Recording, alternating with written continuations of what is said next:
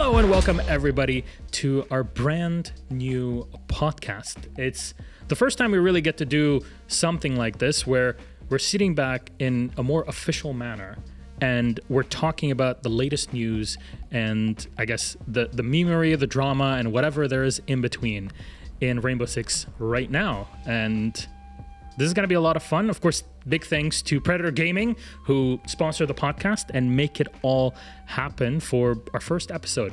Keep in mind, this might just be our pilot to see how it all goes. What you guys think about the topics that we have. Maybe you'd have some ideas of, hey, I'd love to see this pro or this coach or this personality joining us and having a chat about what they think about R6 Esports and the future of Rainbow Six.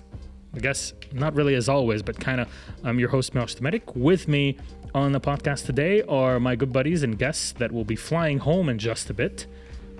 Yeah, it's Dez and Ace. Friends, how you doing? Can we just not talk and let Milosh carry on? Because it's like some really magical ASMR in my ears. That whole intro, I was like, so smooth. I felt so relaxed. Yeah. I came in like buzz for this, and you've got me super like, whoa. That was the prep phase. That was the prep phase. I mean, this is the prep phase. And we are in the prep phase of the prep phase. So, gents, did you get some good sleep after last night's EUL? Yeah. This is when we're recording this. It was about 3 a.m. by the time I got to sleep. True. To be fair, it was a pretty exciting finish overall. You know, it was right down to the wire. It was down to game 4 before we had answers. It was an amazing night. And that's part of obviously the reason why we're here today, to talk about the fallout from that EUL day and how things all went down. For now, the confirmed 4 teams. APAC is playing, I guess, right now in seeding to see who actually gets in what spot. But Bunny and this will pretty much know exactly how it all goes.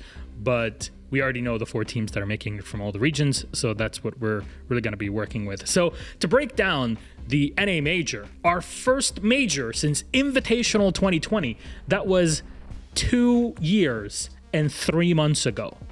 Last time we had a venue with people, human beings, legitimate people that are sitting in the stands watching the event unfold. I'm very excited to see how it all kind of comes down in Charlotte, North Carolina in just, a few days by the time this comes out. And to talk about all the regions, we kind of want to go through them one by one, is a good friend of the show. I really want to get the ball wrong. Like, good friend of the show, you know. It's of course Heroic's manager. I'd love to say it's Murat, MrOfficer. Good morning, my friend. How you doing? Thank you so much, lads. I'm doing fine. Thank you for having me. How are you guys? I mean, we're excited. We were watching you in the team yesterday and all through the past few weeks. And you're like, yeah, we're going to be number 1. Okay, got clipped and shipped on social media saying, you know what? We'll come back to that. We'll revisit this after Murat on day 1 says we want to be number 1. And indeed, Heroic is number 1. I want to use that to get into the teams that made it through from EU League first. We have our 4 confirmed teams from EUL, and we had it yesterday. We got G2 that snaked their way through with Fraud Lamau. LFO. We want to be spicy as well. LFO that made it through. Of course, our ex-Vitality squad that are looking for Org. Tim had a great name for them if they did give it away yesterday. Looking for throw. LF throw. Would have been great. Honestly, they did their job. Close. They got it done. They got it done. No throws inside. Mowgli the Magician works his magic once again. That is true. And BDS, of course, that make it at second despite a very turbulent few months, and Heroic. So let's talk about Heroic first. MrOfficer, meteoric rise. Now, last year, when you guys were still known as Kovana, you were supposed to make it to the May Major, but of course, Invitational 2021 happened, and you weren't part of it because you weren't part of the system in the day. So how does it feel to go to your first major, play on LAN with an audience for this big kind of debut of the team? Extremely good, obviously. First season for us, we made top 3, so we were really excited for going to a major, but unfortunately, Corona was a thing and still is, so it was a bit harsh not being able to do that. We feel also that we lost the opportunity to get some experience playing on LAN. It's quite different from playing online. So, but yeah, shit happens, isn't it? And we got robbed of our 6th invitational spot by the organization that we're representing right now. So, shout out to LG. So, I mean, it's a bit romantic, isn't it? So, it is what it is. But yeah, we're extremely happy this time around. We feel that we have found a balance that we haven't had in a while. I mentioned it a bit on the interview yesterday that we have something called Heroic Standard that doesn't only focus on the players getting better at the game, but we're focusing on them as humans. So everything that has to do with growing someone up in a professional environment. So we have like the player side, which I also explained, of Anarchic and Davil doing an amazing job.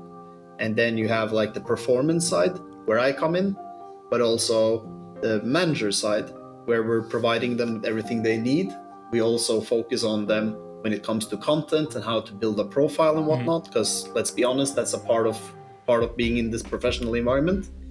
So we're giving them the full package, if that makes sense, because we believe that if you're going to maintain a certain standard and consistency, you need to allow every part of these things coming your way, because if not, you will always be, like, let's be honest, players want to play this game just to play it and have fun, but that's not how it works.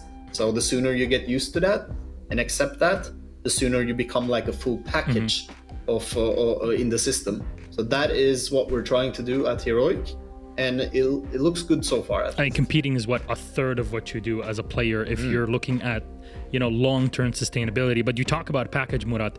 BDS, LFO, and G2, of course, joined Heroic at the major to represent EU. That, let's be honest, Dez, Ace, you've watched it over the past couple of years. EU's kind of sucked. Let's be fair. We sucked internationally. We need the boost outside of some individual performances here and there. It wasn't really great. So do you feel that anyone of BS, LFO, or G2 can carry the torch forward? If I'm honest, right now, I don't think so. I think BDS are kind of, and they have been for the longest time, like this team that domestically finishes first and second, but just could not deliver the goods internationally. I always talk about still being haunted by SI 2021's game in Oregon against TSM. Yep. To this day, I'm still just like, I can't get it out of my head. It was just a really bad game. And for all, LFO are going through right now, they've got to find themselves a new org, for example. Mowgli has done a lot of the legwork for them this stage, P4 as well. So two teams there that are kind of figuring things out, and then you go to G2, who are the definition of still figuring things out. So for me, Heroic right now are the flag bearers. They're the ones that are kind of at the front saying, look, we've got consistency, we've got that team play, we've got this structure, like Murat referred to as well. The other three, they've still got a lot of work to do, I think, to really form in a way. It's not at all to say they'll go there and all get grouped, but I just don't think you're going to see a super solid performance that's going to drag them towards a final, for example. I agree with most of that. I particularly agree with the elements about Heroic. I think they probably are. They finished number one in EU. I think they probably are the most promising team at the minute. They're proving the most difficult to beat. The hope that I've got is for BDS, and I know everybody's going to roll their eyes and it's going to be BDS don't take it, but the hope that I've got for BDS is we constantly see them come into these lands that they struggle at, having come in really hot, doing really well, beating everybody, and then they just don't deliver the same when they get to the land. I'm sort of hopeful that they come in with a different trajectory this time, where they've struggled a little bit, they've got a bit of adversity to face coming in, and I'm just hopeful that they actually hit form at the right time this time. Can you check his temperature? How high on copium are you? Give it a rest. Right now. They are still Doctor, we need to get him checked. They are still a quality outfit, no matter which way you look at it.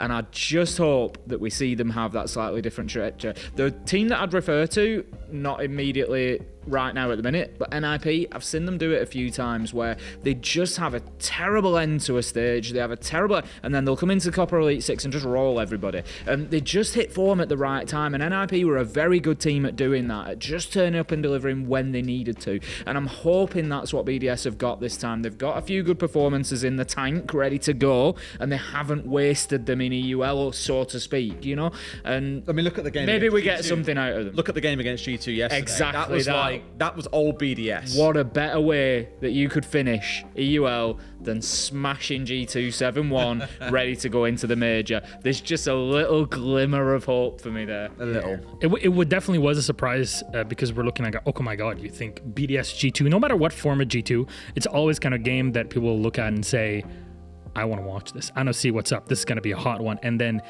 it was the mildest Citizen game. had his only bad game of the entire stage where he didn't go positive on KD. And His he- only game. Didn't he still top the team with that? I think he came into the second half like 3-6 or something, and then got like 9 kills in the next few rounds before they lost or something. It was ludicrous. So that's what we got. That was Europe. Europe hopes of winning the next major on Heroic, which, Murat, if we're No honest... pressure, by the way, Murat. All on you guys. If we're honest, Heroic untested on LAN. So even then, by what metric are we measuring this? I'm not surprised that people would say, oh, can Heroic actually make it? Because playing online and on LAN and going from BO1 to BO3, it's a completely different beast. Yeah, it is. But well, I'm obviously a bit biased when I speak Not at now. all. But yeah, also spitting the truth though. I think one of our success factors, which will help us probably, even if we're gonna play on stage, is that map pool for us isn't the issue. We can play all of the maps. Obviously, like every other team, we have a map here and there where we're not best at. But I think we go into a best of 3 with a high chance of winning that as well. That's one part of it. Another part is for us, it's gonna be the typical things that you do expect at LAN, right? Like the lightning hitting your eye and sound coming a little bit different, and you know, obviously ping different will also will impact how it is. Even if it's better, that doesn't mean it's better for you, right? You're so used to something and now it's a bit different. So stuff like that. So if we can adapt into that, I still think that we're going to be a strong team and a difficult team to beat. But at the same time, I see your points. I think BDS right now, if we take the EU teams, BDS, I agree that, you know, it's time for them to show that, you know, they're not only an online team, that they can do really good on offline as well. But the thing is, where I can compare my team, you typically have like one really good fragger in a team, then like a secondary that can help out a little bit, but then low-key it stops there. We have created something like, I don't know, we have Benjamin and Sloth, which is crazy. So one guy having a bad day, another one steps in. But now we also have our Joker, which is Gorgona, which also is able to frag. So potentially you have 3 good fraggers in a team, and then 2 really good support players. And I think we come out the strongest when it comes to that compared to the other EU teams. G2, obviously, everyone was hoping for them to pop off and whatnot. And to be fair, I think people are being a bit harsh. G2 coming into this, creating this super team and whatnot. Yeah, for us being in the community, we understand that doesn't happen overnight. They need some time. They need to land on their feet. There's a lot of, you know, flashy names and whatnot, but if they find a middle ground by being humble and just accepting the role that you're at and working towards that, I think G2 is going to be an extremely good team and a dangerous team for the future. Right now, it's normal. Like, of course, they're not going to be perfect immediately. BDS, I feel they have a bit to prove. To be completely honest, it wouldn't surprise me if they don't pop off this major. It would surprise me if they don't do a change, to be completely honest. If you look at LFO, you mentioned it already, lacking an org is never easy. I think those guys have, you know, they're really playing for an org right now, and it shows. The thing with LFO, I feel, is that I think one of you guys said it earlier in an interview. They're the most consistent, inconsistent team ever. Have been for 3 years. Their play That's been style. a sticking point of me for the last like year and a half with them. Is it's up and down, up and down. Yeah, but I think same with them. I think they need to, I don't know, not to step on anyone's feet out there, but they're so reliant on this aggressive play, and if it doesn't work, they crumble. So they need to find a balance between that, and then they're Gucci. I think EU as a region, yes, you said it. We haven't. Let's be honest. We sucked. Trash, garbage. We actually have. Like the last time EU was doing anything good. Fabian was a player G2 back then. It feels like it's forever ago, and we need it back. And you talk about Heroic and your playstyle and all of that, how it's been. Somebody should have told Rogue yesterday about it. Maybe they would have, not swung every single window and actually been able to make it to the major. But that's a question for another day. That's EU, and I kind of want to move on to North America, because in general, this year, the start of 2022 has had, in my opinion, having kind of been through most of the history of Rainbow Six, the one part of the history of Siege that has had so many newcomers in teams and players and whatnot. And NA has Astralis, Oxygen, Dark Zero, and Exet that move through and represent the region. What a time to in the home field. Yeah, Sonics at number 8 out of 10. For all the trash talk that Super goes on about on Twitter and on the subreddit and deleting every other tweet and post, it's not happened for this one. Take the rest, take the L for the stage, come back in it, for all of it, exit, reformed, and go back in the top 4, Tim. The thing is with NAL, it's not just, and we obviously will focus on the teams that have made it, but the teams that haven't made it are almost just as important. You've got TSM, Sonics, and SSG as 3 names there that haven't made it. 2 of them world champions. Exactly. When does Bolo play? Maybe, I don't know, he hasn't played stage 2. Yeah, not in May. That's half of the sort of wild story of NAL, but we've got to give credit where it's due. We've got to focus on teams like Astralis that have sort of come out of nowhere. Exet you've picked up on. Bodega's done a great job there coming in, putting that team together. A lot of work to be done. There was a lot of back and forth on the timeline beforehand about what was going to happen, who was going to get where, and ultimately, they've shown it where it's counted. They've put the work in on the server, and they've got the job done. They've 4th place through to the major. It's a really big start for Exet. Yeah, and OXG make it through. Dark Zero, that game that they had, the last one between them and SSG that decided it all, Derry. That was a hell of a game to watch. It was one of those games when I watched it back and I was just like, SSG surely don't lose this, right? Surely they don't, because they were ahead, and I was like, oh, they closed this out, right? It just doesn't all hold together sometimes that way. And it's a real big kind of step forward from where Dark Zero used to be, where they were the team almost playing chess in Siege, in the terms of, our player can only do this when this is a legal move for us to make. They wouldn't be the kind of team to vault in a window and try and kill 2 or 3 people on a whim. That was kind of what Oxygen would do. They were kind of more they were the most European NA team that we had last year. And I feel now they've got Nuas and Dream in, 2 really aggressive players. And Nuas, I keep calling him the North American Benja Master, because he's just that good. Those 2, if they come together on LAN, Heroic versus Oxygen is already in my mind down as one of the best games if we get to see that matchup come true. But I think outside of those teams, DZ and Oxygen, the usual suspects, looking at Astralis and Exet, no one predicted those 2 teams being in the top. Absolutely. Astralis, especially not number 1. No, absolutely not. Honestly, Astralis probably coming out of nowhere for many people, including NA talent that's kind of talking about them through the entire stage. Nobody would have predicted Astralis at the top, and there was so much shuffling happening through the stage between other teams in competition, like Mirage and Parabellum also had some of their moments, Beast Coast as well. So they kind of used that momentum to whack through a lot of the bigger teams in the region. So a big shuffle happening in North America. How long will this last? Maybe just this major, and then everything will normalize, as you would say. But within the chaos, I hope not. I completely agree with you. Sonics did start to sort of figure it out again towards the end. They sort of woke up a little bit. TSM are the one that I'm slightly worried about, which is really interesting, because the one thing I really praised them for at SI the whole time was they had this thing that Murat was talking about, this front 3 that were just really good, Achieve, Bolo, and Merc. They could rotate around. If one was quiet, the other one would step in the gap, and you had 2 backline players supporting them. I said it about M&M coming in, that we saw the kind of hints of that at SI.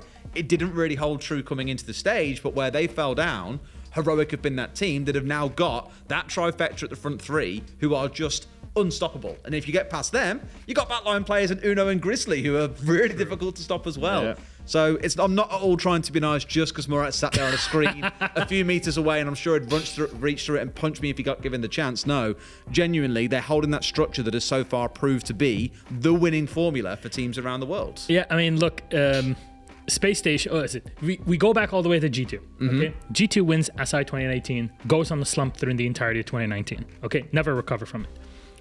SSG win SI 2020, slump. Yeah, they did. Recover to some extent, not too shabby. NIP SI 21W, massive slump as we see to this day. TSM wins SI 22, massive slump. So I'm not saying that there's a pattern, but as humans, we are designed to look for patterns in things, and I think I see something coming out of it. And of course, NA will not be allowed to claim, hey, we have to deal with jet lag for this one. So there's one thing. Or the food. Or the food. Don't get started on that one. You want high carbs and just protein all day. Or I say protein, but it's mostly just fatty sausages all the day. All I'm taking from all you're saying here is that you need to be advising Heroic to never win SI, otherwise you will go into a slump. There you go. Number 2 at SI still rings you like, what, That's 300 free. grand? Right. Anything else will cost you. How much is it to be number 2 at SI? It's 300K. Not bad, dude. It's like a day of talent. But here's the thing. I think what you touched upon there, it is a pattern, and if it happens more than once, it's not an accident anymore, is it? So I think you're into something. So the way I see it, and we already seen it with this roster minus Uno. When you start to win, obviously it gets less and less excited. If you win a major, if you win 6 invitational, whatnot, you made it. You can't go above that. And I think that psychologically does something to a human. Let's be honest. You get, ego comes into the picture. You get more relaxed. You don't have to play as hard anymore and whatnot. You've been there, you've done that kind of thing. Now, is that a good attitude to have? Sure, it's not. But it's understandable if it happens. I think for us, not that we did so goddamn great during our first season of Pro League, but we definitely, after Split 1, I could easily see the difference in the players that, hey, some of them are actually getting a bit cocky, time to knock them down. And I think the way you do it is not yelling at your players and being an asshole, but you need to feed them with a different motivation, right? When you have a trophy and you're the best in the world and, you get all of the things that you want, well, you need to fight for something else. And that something else doesn't necessarily need to be money or trophy or whatever. It could be an environment thing. It could be, hey, we're fighting for a brotherhood. We're fighting for showing the respect for each other. It could be everything else than necessarily only the trophy. But if you can't find that, yeah, it's difficult to stay consistent. Look at G2, for example, back in the days, like Penta G2. It's crazy how long they were able to actually be the best in the world, if you think about it. It's not normal. No. It's really not normal. And I think that era is gone. You need people to push these young players and people into the right direction. And if not, it's really easy to fall off that path. And you talk about young players. Yeah, I think you're into something. You talk about young players. I think no region that really shows up in young players more is LATAM. Yep. Which is the third region we're going to talk about out of the 4. Fancy that. Yeah, great segues, by the way. You think this is my job. So the 4 teams that we have coming out of Copa Elite 6, because in Brazil, or in LATAM, I say Brazil, it's kind of a fallout from the olden days. But in LATAM, much like in APAC, for those that don't know, you have 3 sub-regions that have to play: Brasileiro, Suramericano, and Mexicano. So they all qualify teams into Copa Elite 6, which is the entire region. And from there, you compete, and the top 4 will make it through to represent the region at the major. Now, the 4 teams that we have are Team Liquid, which honestly, massive shout out to Team Liquid. 2 players coming out of nowhere that nobody in Northern Hemisphere has ever heard of. They show up, rock the place at SI, and keep it all rolling. W7M, for us, came out of nowhere also. Furia continue the run despite saying, okay, you're expecting like FaZe Clan in the space, maybe Furia sneaks at the end. And then Team 1 that had the team practically gutted after Invitational, and here they are now competing and within the top 4. Tim, you're a resident BR6 / Copa Elite 6 expert. I retired from that. Both. He was supposed to wear a Furia jersey, kind of left it in the room next door, but what's up with all this? Because Liquid firing through with 2 players coming up, that's insane to be number 1 in Brazil. Liquid And what's happened over the last couple of months with them is something for a few EUL teams to look towards. So teams that have had changes, I'm thinking G2 particularly. Team Liquid have always been one of the best teams in the world, but they've had Asken resets come in. They've lost big parts of that roster, and they've had to make changes. Now, they surprised us at Invitational. I think it's fair to say. We weren't sure what to expect. And they came out and they impressed us, but still fell a little bit short. Ultimately, it's just because they needed more time. They've had a bit more time. I'm not saying the time is now. I'm not saying that they've had, everything they need, but what you can see is the progress. You can see that this is a Liquid team that is getting back to its best. It's qualifying easier. They've then gone on and won the Copper Elite 6. They're sort of getting back on top in the region. Is it going to be time for them at LAN? Time will tell. But Asken Resets both impressed last time around. Palu and Ness need absolutely no introduction. It is a team that can definitely win things. No two ways about it.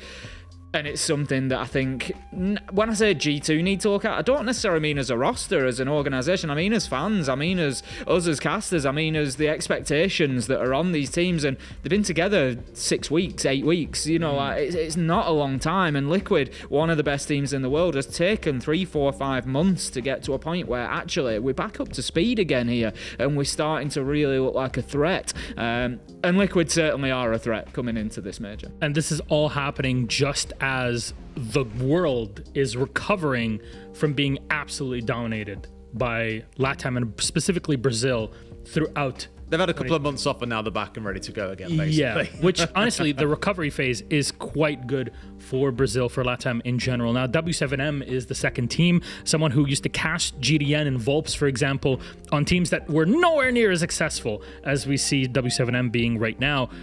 I'm kind of wondering, they really came out of the woodwork, out of absolutely nowhere. I mean, their coach is a player that used to compete back in the day on teams that we didn't see would actually qualify to a pro league or any of that in the day. And here they are, topping Brazil and number 2 in Copa Elite 6. It's the dawn of the 18-year-old gunner, I think, these days. We're seeing it around the world, right? I mean, like over like APAC, like North as well, which we'll talk about in a bit. It's a similar story with like Mephi on T1 that I spoke about before. There's just a lot of young gunners that are coming through and are just setting the scoreboards alight. Like, it's unbelievable. And you've seen that with like Volps on the team of W7M as well. Like, he has destroyed teams single-handedly with players that people look at and go, some of the greatest the region, if not the world, will ever see. And then here's this younger kid coming in and literally gunning everyone down. It's unbelievable. And for W7M, it's not just about him, sure. The pickups all coming together looked a bit like, not so much like Fracture, but they didn't always necessarily make sense when you look at them logically. But what it's done together is pull a real magical unit into place, I think, that many teams are just really struggling to be able to find an answer to. Okay, and then Furia we got right after, and it's been, pardon the pun, a miracle. A bit of a fantasy for Furia themselves. Another one. A rare achievement, I think not. Oh, that's pretty handy of you. Can we just stop? Do you have any stakes in this? Unbelievable. We've done it all. I've sent you on a pure twister now at the end of it. As we move through, nice. It's wordplay. Furia continue on sneaking through. We used to talk about MIBR in the day, that they were this team that kind of snuck through in Brazil, and now it's Furia that actually continued to make it. Now, Fantasy, I'm kind of surprised because this is an excellent player. Yeah, we talked about him, yada yada. But Fantasy sometimes will go and drop 20 kills, no problem. And then another game, he'll drop 15 kills in the first 5 rounds and then not exist at all for the rest of the game. Yeah. I think on defense is where he really finds himself shining because he's the one who drags that team out on the roam. He goes, right, guys, in the current age of the game that we're in, same as W7M, you realize you can't just sit on site and let the attackers come to you. Attacker Repick, you are likely going to lose a round if they get to execute. So what we've seen Fantasy doing throughout the stage, and we saw this on Border very early on, he would get on the vigil and just be out in the map, wasting time, finding kills. He'd have a little bit of support from the midline of his team as well, and it's really given them this really cool identity where, again, Fantasy is still the spear holder. He is the tip of that spear at the very end of it, really being the killing force for his team, but he's still being being backed up by the rest of them. My only concern for them is that makes them a little bit readable. You know that Fantasy is the one you are going to find halfway across the map as the first guy you'll have to challenge on the way in, whereas on some other teams it could be any mixture of players that you encounter first and foremost. So strong, yes, but a little bit readable, I think, is probably how you look at Furia at the moment. This is like OG Liquid, where Nesk is the one that's kind of the playmaker, and when teams, for example, like Penta figured it out, it's done. So maybe internationally that would explain why Furia didn't make it so hot. The thing with Furia, there's two things. The first that I've said before, one of their main characteristics is they don't know when they're beaten. They don't care. They can be 6-1 down, they don't care. They'll keep playing every single round, and they've got very, very good mental resilience. And I think that comes down to the second point that I'm going to make, which is Twister as a coach. He's got a very clear vision. I'd actually liken him very much to you, Murat, to MrOfficer. I think, he's sort of a LATAM equivalent in that we say how MrOfficer's involved in all these different jobs, and he's very much hands-on with the team, and he's got this vision, and that's what he's building. Very much the same with Twister. I remember speaking to Twister 2 years ago, and they were facing relegation, and he said to me, we're going to lift the invitational hammer one day. And he was facing relegation at that point in time. Like, they've had this very clear vision, and they've worked towards it, and you can see it in the way that they play. But as you say, it can make them a little bit predictable sometimes. Yeah. But it's interesting. They've got a very similar timeline and story to W7M. They came about at the same time. They came into BR6 at the same time. And honestly, the things that I said about Furia, that they've got wins in them, that they might be facing relegation, but they're going to be a better team, that they've shown us that they have been. I said the same about W7M, but they just never, with Padrin Panico on the team, they just never really managed to deliver it in the way that Furia ended up doing. But it always felt like it was that ticking time bomb, that it was going to happen at some point, and here we are. It's taken a big roster change, but they're functioning as an organisation, as a team, in a similar way to Furia, very professionally, with a vision in mind, and both of them are big, big dangers. Honestly, it is a matter of time until you see one of those two teams, mark my words now, clip it, do whatever you want, one of those two teams will win a major, and it is a matter of time until they do. Will it be in Charlotte? I'm not too sure.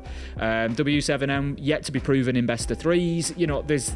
There could be issues for them that they need to learn from and build from, but one of them will win eventually. Murat, MrOfficer, you've watched from the sidelines over the past year through 2021 as Brazil dominated everything.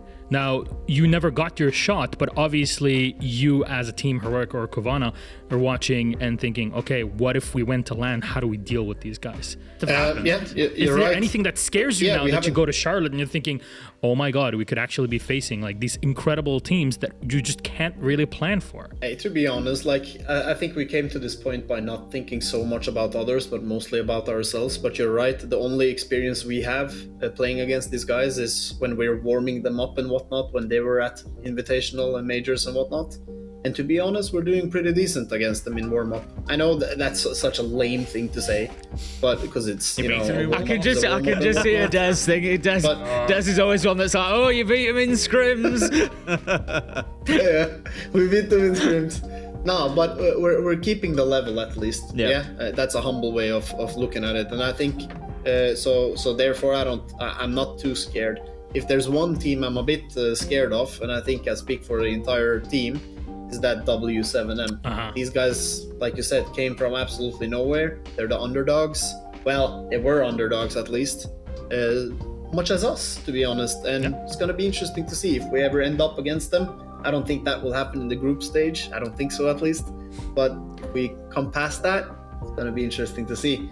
So that's of all of the teams, that's the one we're scared of, because they're so unpredictable. We don't know much about them. I mean, every other team, we have Anna and Davil on the case there, but for the W7M, I'll tell you right now, some crazy W7M, they might be number one in Brazil, but they're number two in Copa Elite 6, and it's the Copa Elite 6 standings that matter for the seeding in group stage. So technically, because you're number one in Europe, W7M being second, you might actually go up against them. At this point, we don't know what the groups are, but the potential is there. Oh, is it actually? I didn't know because that. Well, in that case, the seeding always happens where like the number one from each region, like they just can't be in the same group together. So you won't face Liquid. But feeling it now. Feeling it now. He's scratching. I see it. Well. Yeah. I can feel it. The junkie scratch. It can genuinely happen, but again, we don't know. If it happens though, like a unhumble message to them, like even if we're a bit afraid of you, we're not gonna lose to you, that's for sure. So bring your horsepowers, it's fine. We have Gorgona, he's more passionate than the whole Brazilian community together. When the Brazilians meet the Bulgarian, right?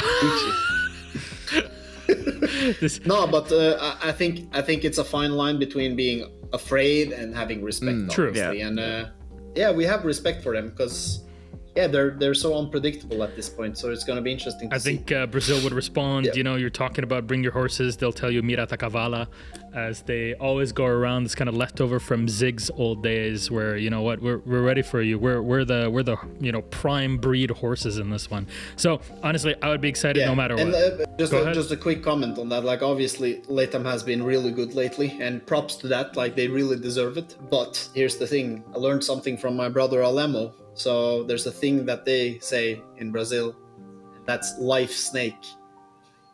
The first time I heard it, I was like, what the hell is that? What is that? But that literally means like bad karma. So to all my Brazilian fans and whatnot out there, life snake, we're coming for you. Okay, there it is. That's just so that's all I needed to see. And finally, our last region is Asia Pacific, which for the first time in quite a while, it's actually heavily dominated by APAC South, our sister region, because we work APAC North, and we're thinking, oh my god, what's going on? Okay, Damwon Kia lost to Cyclops in the qualifiers. It'll be fine, but at the same time, it's not, because now DK are eliminated. It's not okay. Okay. They got eliminated by Chiefs. When you say GG, but actually it was BG. That's exactly it. This is exactly the moment. You got Cyclops, the Wolves, so Dire Wolves, Elevate, and Chiefs in there. 3 out of the 4 teams coming from APAC South. And I know our colleagues in APAC South, shout out to James and the crew. Dude, they're really doing well. We got our tight team in Elevate. We got Cyclops coming from APAC North as well. Of course, Chiefs from Australia. And it'll be good to see the region competing again, because it's been a while since we've seen APAC South in big competition. Not since the days that APAC was one singular region in the Pro League era. Yeah.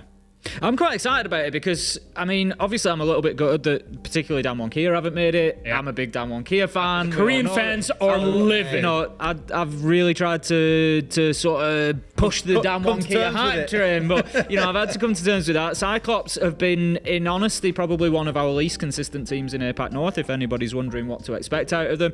We always know to expect the unexpected from Cyclops, and I think that's why teams don't like playing them at majors, because you never know what you're going to get. But for me, having 3 APAC South teams there is great, because it's teams that, as much as I watch the games, you're just a little bit less familiar. You're not like casting them, you're not breaking them down necessarily week to week. So yeah, seeing, Dire Wolves, Elevate and Chiefs, some new names, some new blood there. Some of them have been before, some of them, less familiar. I think it's fantastic. It's brilliant. It's new blood in the sense that these are teams that haven't really seen international play. Yeah. But the players themselves have been around for quite a while, competing within the region. It's just an unusual state of situation where we've seen 3 teams from APAC South. Like, in the past, you wouldn't have expected like Dire Wolves to make it through. Definitely not. That's definitely a surprise for a lot of people, especially given that they beat Talon. Especially after Talon beat Chiefs. Unbeaten in APAC South, though. Yeah. Unbeaten in APAC South. This is what gets me, and I don't know if many will remember back to APAC North 18 months ago when we had a team that went from being called Seventh Heaven to being called Electrify. Most of the members on this Dire Wolves team were on that team. True. And this is not at all an understatement. They were terrible. Absolutely horrendous. They were bottom 2 consistently. They were basically a free win to every team that played them. Sure, they'd have the occasional game where a player would go even and get a few kills, but they never really came close to winning. So to now see this team be undefeated in a region and be going to a major like in dominant fashion is unbelievable. Honestly unbelievable. And you set them up against Elevate, who we saw Super Onigiri at the recent event as well, dropping 27 kills, matching the single kill record, playing on the MK14. What a guy, by the way. True.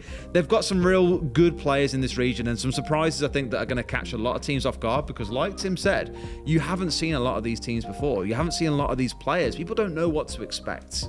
Well, you look at stuff like that with Onigiri and you look at it and you say, can they rely on that? Absolutely not. Yes, they can. But no, what I'd extend He does his to daily say, prayers. He knows what he's doing. what I would extend to say is, can they rely on it? Absolutely not.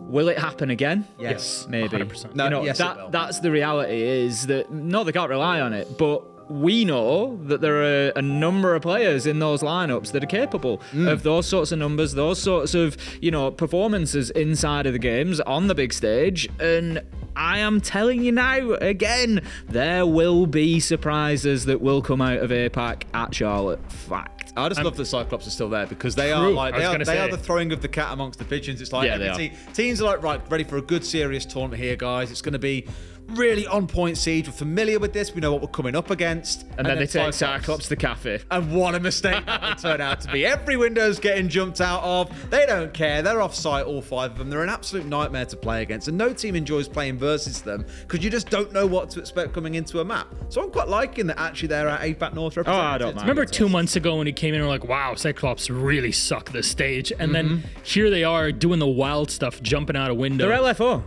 They're the APAC LFO. They're just so inconsistent. And then some. Yeah, they're just Actually, they just take inconsistency to another level.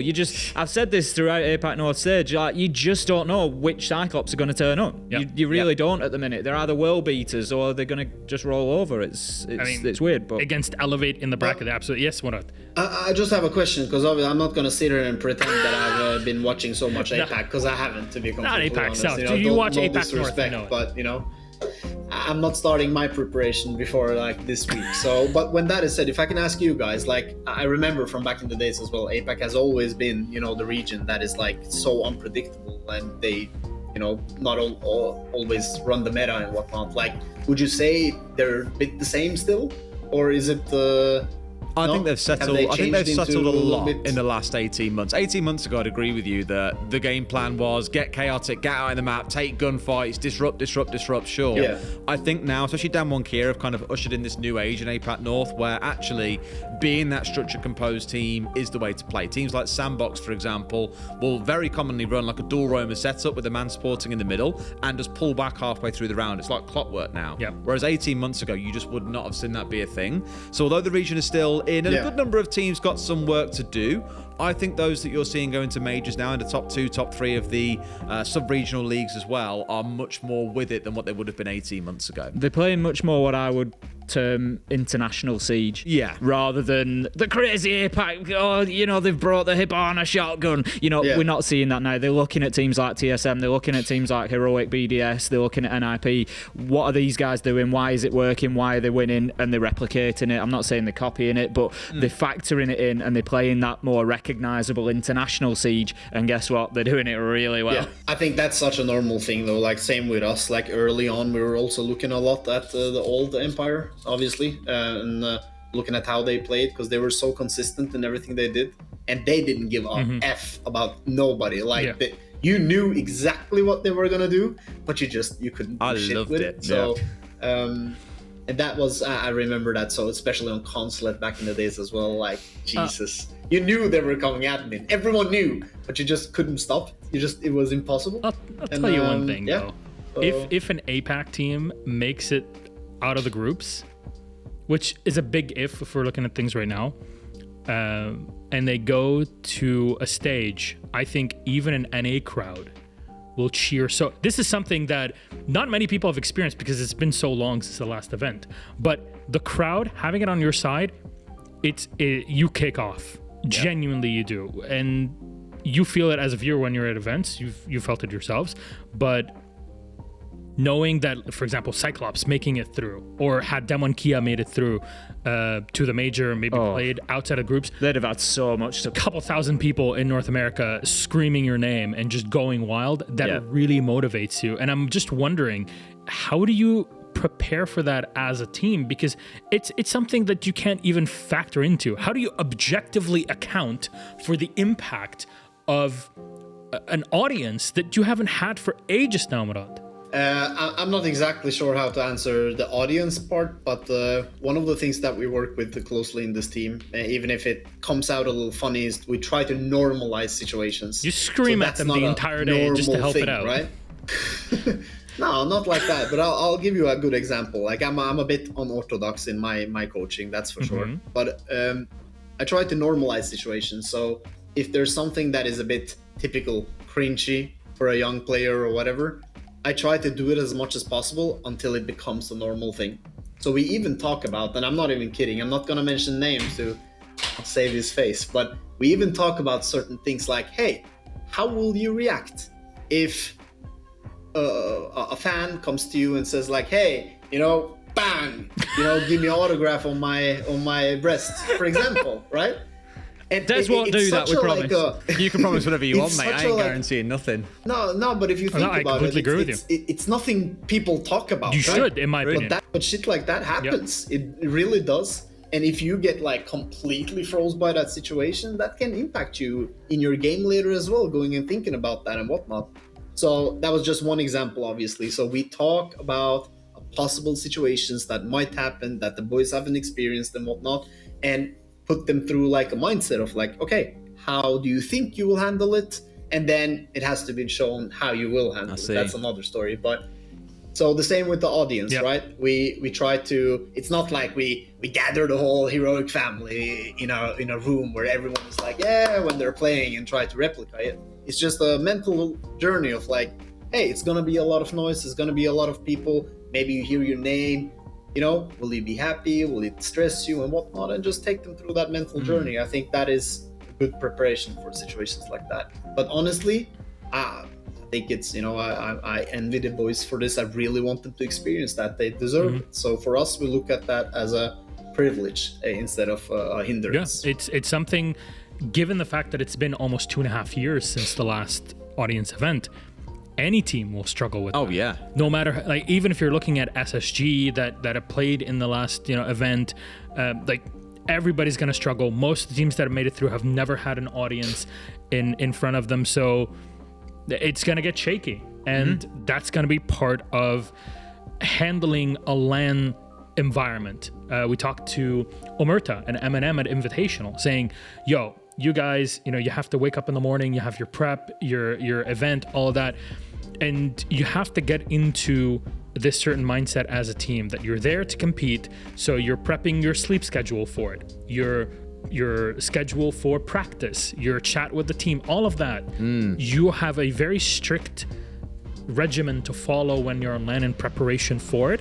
And it's a similar thing for us as talent when we're there, because you know, you're there, you're working, you're focused. It's not, I'm at home and I have a bit more flexibility. It's much the same for us. We haven't cast an audience yet. So I'm actually going to take a leaf out of your book, Murat, and start going to Tim. Tim, sign these! And just see what he starts doing to get him prepped and ready. Because that would usually happen. If I was a fan, Tim, I'd be coming up to you at an event and doing that. I don't know about We have to stress about that whenever we walk around Paris, though. Like, somebody just comes up, is like, oh my god, it's Tim, it's Big Tim, it's AceOfPyrite. Let's go. They just shout across the Champs-Elysees, man, Big Tim! Yeah. I think I saw Big Tim, Big Tim, Big Tim. There was one guy at some point, I think he was in big Peugeot or Renault. I don't remember what sort of car brand it was. Definitely French though. I think his name was Emmanuel or something, and he was just screaming at the top of his lungs like, yo, it's Tim, my favorite caster, please can I sign? I'm on my way home. And I asked him, where do you live? I live in Versailles. He's like, whoa, really? That's a nice place to live. Turns out, family name? Macron, wouldn't believe it. Not a big thing. Honestly, President of France, big fan of AceOfPyrite. There we go. I wonder where that was going then. Of course, President of France, big fan. Everyone's a bit. We do live for at least the leagues themselves in Paris during the stages. So not surprised. There you go. Everybody's a fan. He's got his number as well. Go on WhatsApp to him. It's not a big thing. No. Don't have to talk about it. You just solve all the world's problems. Tim, what would we do without you? Well. Murat, with all of this kind of winding down as our esports news segment, honestly, any surprises that you think you'll see at the Charlotte Major? Surprises? Yeah. In general, not outside of the heroic. big hug from me and Tim. Maybe that's not a surprise. That shouldn't be a surprise. You going? Maybe. Oh boy. I'll be there as a fan regardless, mate. Don't you worry. Exactly. I need to hug Murat. Look at him. Can you repeat the question in terms of what kind of surprise what you surprise? meant? I didn't What do you understand. expect surprise was? Like maybe teams that would make it through, surprise everybody and make it deep into the tournament. Maybe some reactions, all of that from the event itself. Because at this point, everybody's forgotten what LAN is like. Yeah, I think the biggest surprise is, and you heard it first here. I think EU will once and for all finally make it together as a region way longer than we have done in a while. So I'm pretty sure of that. Yeah, just mark my words. Okay. I think world ain't ready for that. I don't think EU's ready for that. I don't think I think the region thing maybe like, not. You guys possibly. So you've got a lot of weight on your shoulders, Murat. No pressure. Yeah, but I think, like, take Team 1, for example, they lost their best player, Alamao. Hey, shout out. So, I'm telling you, just wait and see. Mark my words. Mark my words. I think EU is going to pop off pretty good together. Can we clip that as well? I look forward to it. R6 events. I look forward to it. If you're watching, please, thank you very much. Can we get a clip for that? Clip it and ship it. For all the clip Andys out there, we kind of need it right now. So... thanks so much, Murat. This is kind of our esports news segment of our Prep Phase podcast. So thank you very much for being our first guest ever. Not gonna lie, I think the pleasure was all yours. And good friend of the show. Good friend of the show, Murat. So good luck at the Charlotte Major, and I hope it'll be a good time for you and the team. A lot of the players probably this is their first time traveling to an event or seeing something like this. So I wish you all the best. Thank you so much. And no pressure. You kind of have to win, or else you won't be allowed in the league for next stage. But that's just between you and me. Well, we wouldn't work as hard as we do if we didn't want to win. So we're gonna do our best. For right answer. Represent EU in a good fashion. Get us into the map again. It's important. There you go. There you go. Well, Murat, thank you again, and it's time for us to move on to our next segment, which is, as we call, Reddit droning.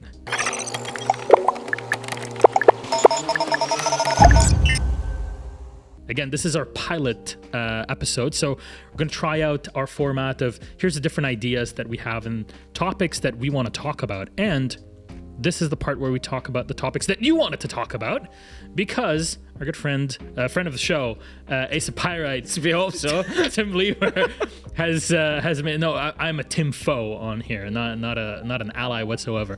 He's made it on the subreddit, and he's asked, look, do you guys have any questions or any topics that you'd like us to talk about? And we kind of looked at it over the past few days. Big stuff. First up, I think we have to mention it, our good friend, our colleague, Ms. Emmy Donaldson. Emmy Donaldson? Mm-hmm. Mm-hmm. Yeah? Mm-hmm. CaptainFluke. Mm-hmm.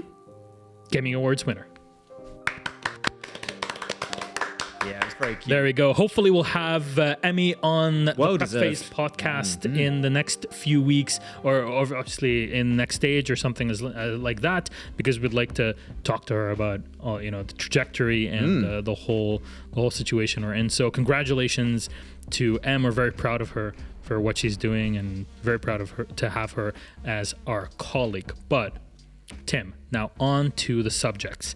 I'm just going to list out a couple comments. We'll start out one by one. Okay. Mr. Bandit Main, who is an SSG fan, I'm so sorry. My condolences. My condolences. Are you okay?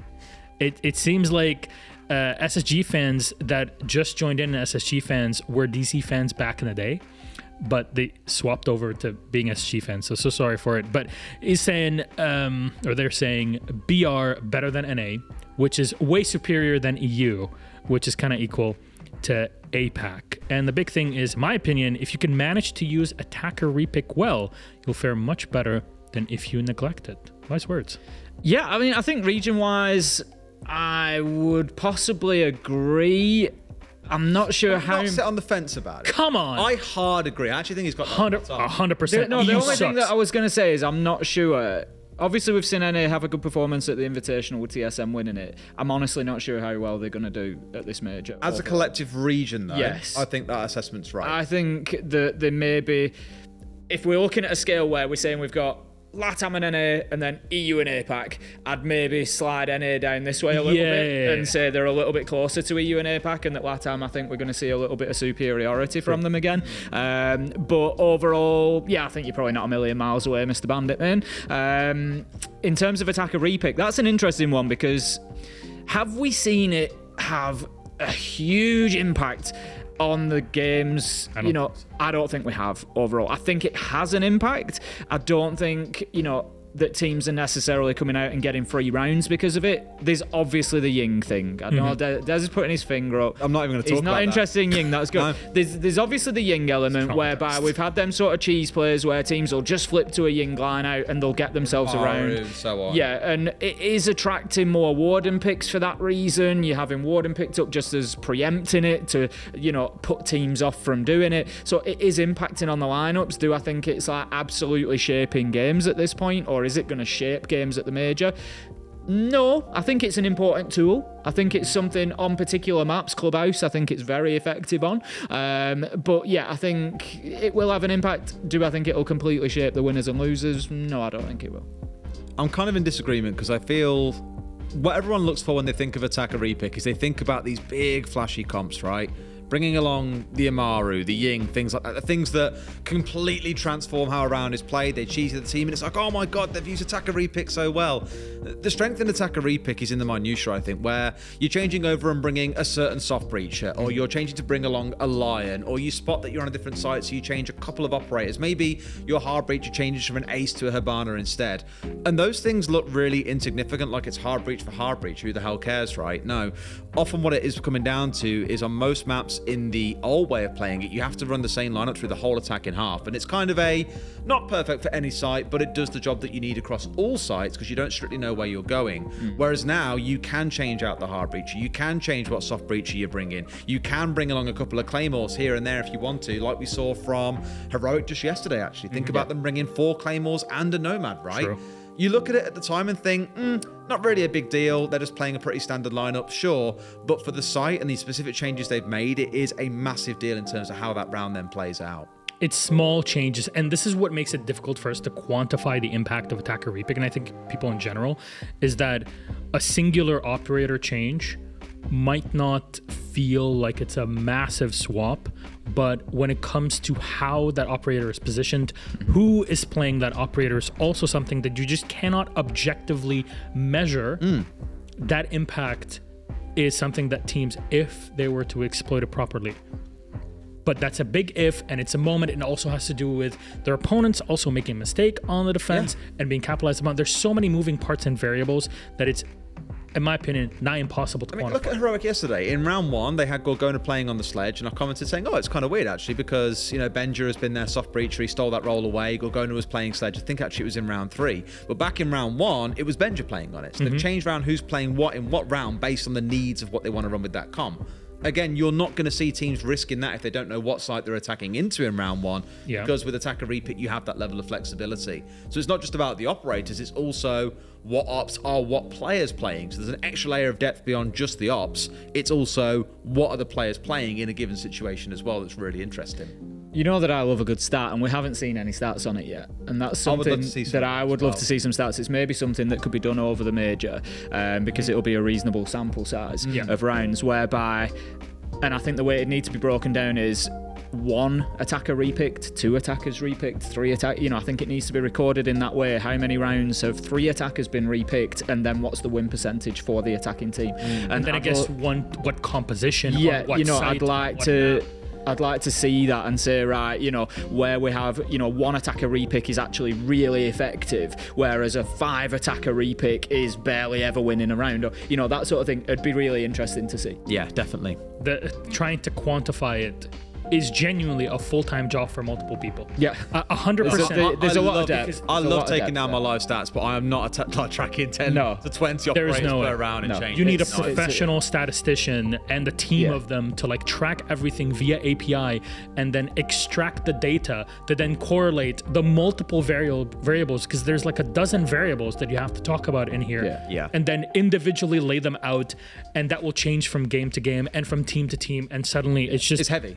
It's heavy. It is. really It is. But to truly understand the impact that it has, do it. at face value, like I say, I don't think that necessarily, that many rounds are completely won or lost during that stage. True. Is it a tool that the attackers can use to their advantage? 100%. Absolutely. I have mad respect for the statisticians out there. Sprabuni being a big one of them here. Shout out to him in the community that helps a lot of the talent, whatever region it may be, in kind of predicting certain games and getting certain information that is oh so valuable for our job. Now, our next piece, which is to English Beat 90. Shout out to all the English folk out there. So sorry you're living in England. Liquid have both world-class form and experience. No other team can say this. They should be heavy favorites for this tourney and any events they intend later in the year. After getting over the heartbreak of seeing my two favorite players dropped, Ask and Resets have been a joy to watch, which, frankly, it's been echoed quite well. I personally wouldn't say that we have to see Liquid as kind of a top contender through the entire year. You would have been able to say something like that to Na'Vi a year ago, but we're not here. We've spoken about this before. A dynasty, a dominant team within Siege is not winning every tournament anymore. No. Yeah, My honest, measure of dominance within a Siege year now is winning 2 tournaments. If you win the Invitational and a major, or you win 2 of the majors, I would say that you have been pretty dominant within that year in reality. I think if Liquid can come out and have a good performance here, and then they can maybe look towards the rest of the year to say, can we pick up a second somewhere, then it's going to be a very, very good year for Liquid. The big question at the minute is Ask and Resets. We've seen them go to one LAN. They performed better than expected, but there was still some cracks there. When they lost the games, they lost them quite badly. So I think there was still work to be done, whether that was down to maybe a little bit of nerves, a little bit of inexperience. But they're alongside Palu and Nesk. They've got 2 of the best in the world, 2 of the most experienced in the world to help them get up to speed with that. Look, you as the kind of thread itself was saying, are you asking us to do your job? To you, Tim, it's like, well, you know what? It's the analysts that do the job anyways, just the caster that take it. So I'll ask you, Darius specifically in this case, how do you quantify what Ask and Resets do? And how do you say, well, they're definitely going to be impactful in this tournament? Because looking at Brazil and LATAM in general, the past existence since its inception as a region within the Pro League system, they've come in, and seeing a team playing regionally is a completely different beast than playing internationally. How can you even quantify it now? I think in a way it plays into an issue that I think Siege has had for a long time in terms of how we view the pro scene. Is you look at big names and all the attention gets piled on them, right?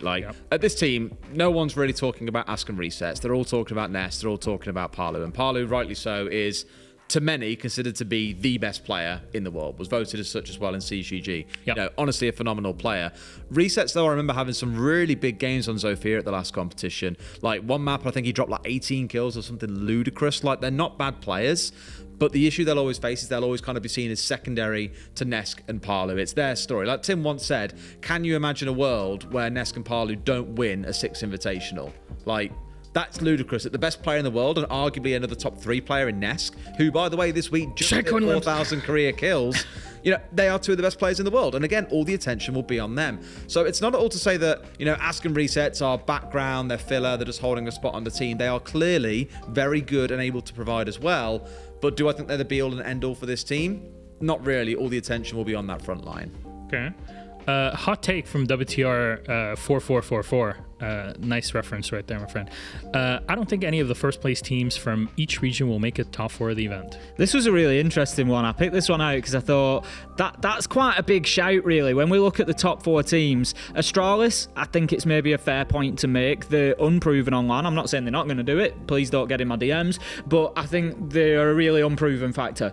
As the same for W7M. We don't necessarily... do you argue that they're the top team or that Liquid are the top team? Liquid won the Copper Elite 6, so... And Well, they beat WCNM 4-1 They on did maps beat, as well. yeah, they did. So, I don't know who you argue is, if you're looking at seeding or you're looking at the actual league stage where W7M topped. But either way, you look at those, you've then got Heroic, Unproven again. This is the thing. There's all these unproven teams that are coming out on top. We don't know who is, because of the mix between APAC North and South, we don't know necessarily who's topped the playoffs as of yet. It's not finished as and when we're recording this, but Dire Wolves being the top of APAC South puts them as the top team if we're looking in league standings again. Unproven. We don't know necessarily what we're going to get, and so I think this is actually a really good shout. We could have 4 teams there that have topped their individual leagues that actually get to LAN, and it's welcome to big school. It's a wake-up time. That's exactly it. And I was going to say much the same. There are so many factors that change, and really league play should be viewed as a guide, if nothing else. Yeah. 1, you're playing online rather than in LAN.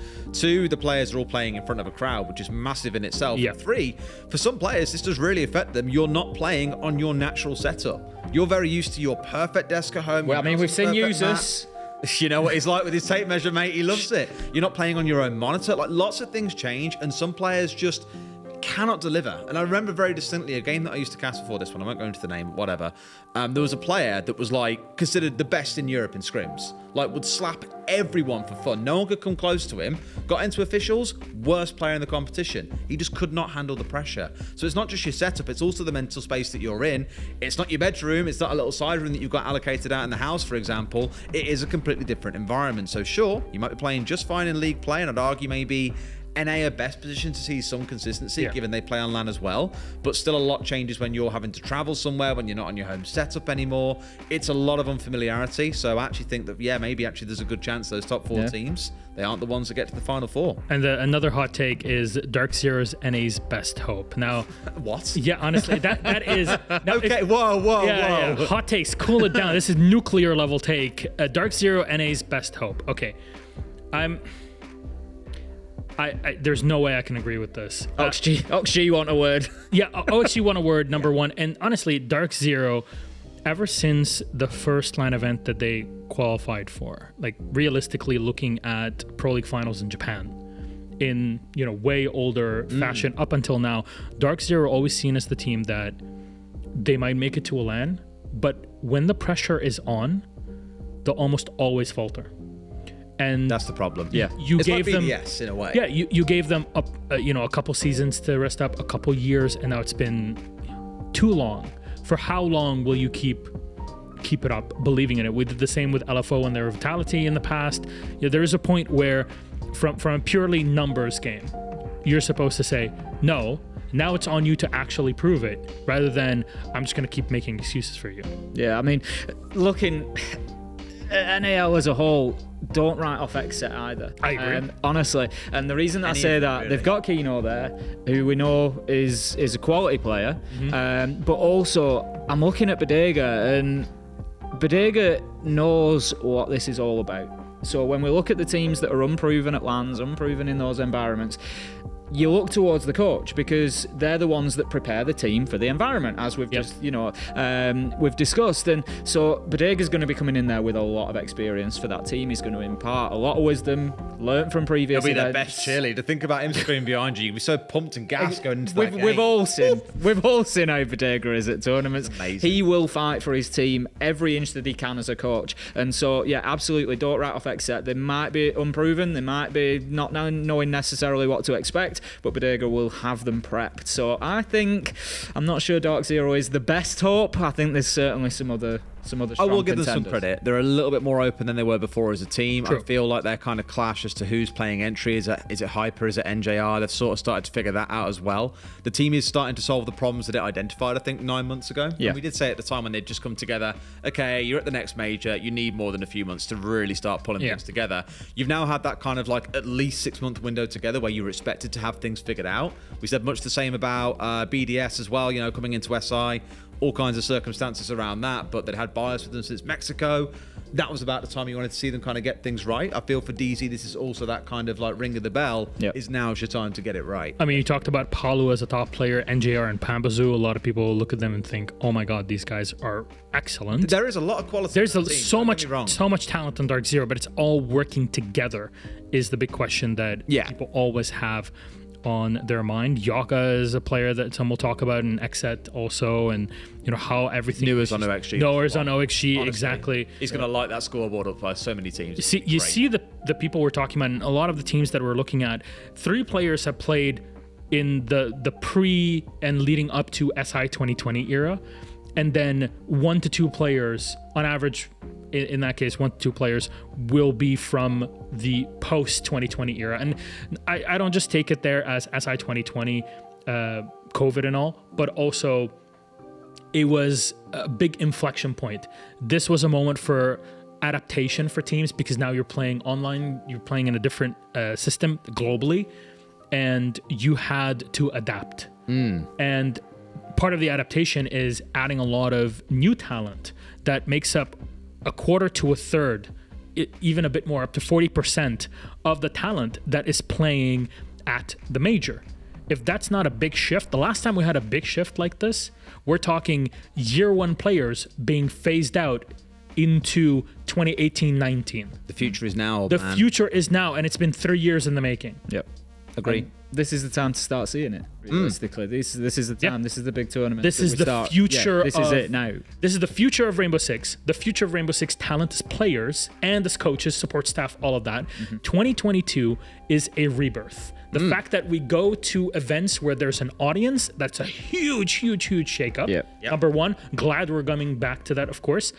Number 2, new talent, new blood that actually get to show themselves off in the legitimate kind of space for it and earn their marks, and possibly phasing out a lot of the old guard that would move on to support staff positions or to greener pastures. Yeah, the last time I saw a bunch of 18-year-olds ripping each other apart was probably outside a nightclub somewhere, so I'm excited to see it in the server instead. Let's see. What nightclubs do you go to? Trust me. Any in the UK? Trust me. Anywhere in the UK.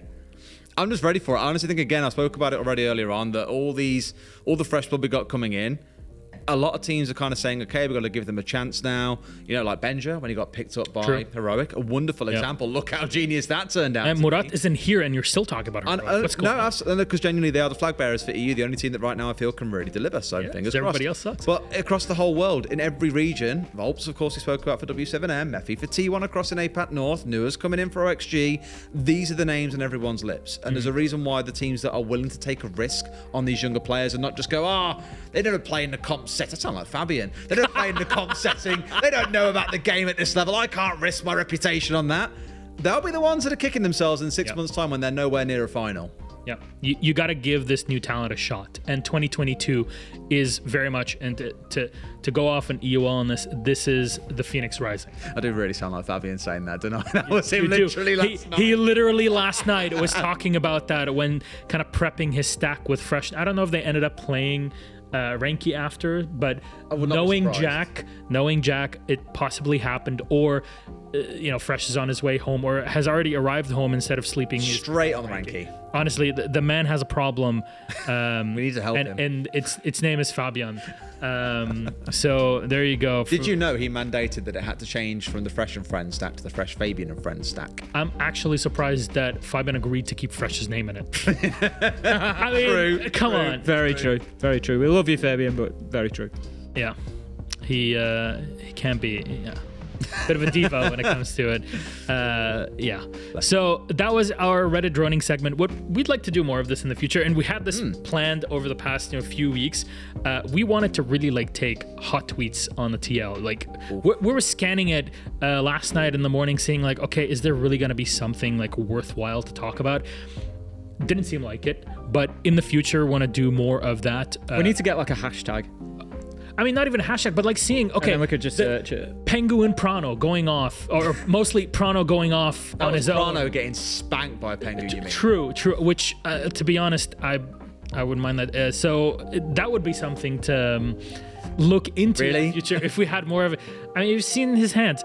Anyways, that's something that we definitely want to look into in the future. It's just unfortunate timing wise. We want to keep, get the fresh stuff. But thank you everybody that did contribute. Yeah, very much. Thank you very much. And hopefully we're posting more of that in the future. We'll be having, of course, a variety of guests on. So it can be pro players, teams and all of that, but also talent from different regions. It can also be community members that because as we kind of go deeper and deeper into all of this, it will try to echo the SI vibe or the major vibes that we had in the past, which is always the event is not just about the esports, it's about the community. It's bringing people in from these different 100%. Phases that talk about their experiences. And now that events are opening up to the public, there's going to be so many stories that talk about, where, oh yeah, we all took an Airbnb together and here's the story that happened. This is the sort of stuff that I live for, that I loved back in the day, and I can't wait to see more of it coming up. Of course, as the first episode of the Prep Phase podcast, we got to work with what we got. So thank you very much again, as we'll continue saying it to Predator Gaming that help us out in sending all of this here in Paris to talk about the updates on the game. That was Reddit droning.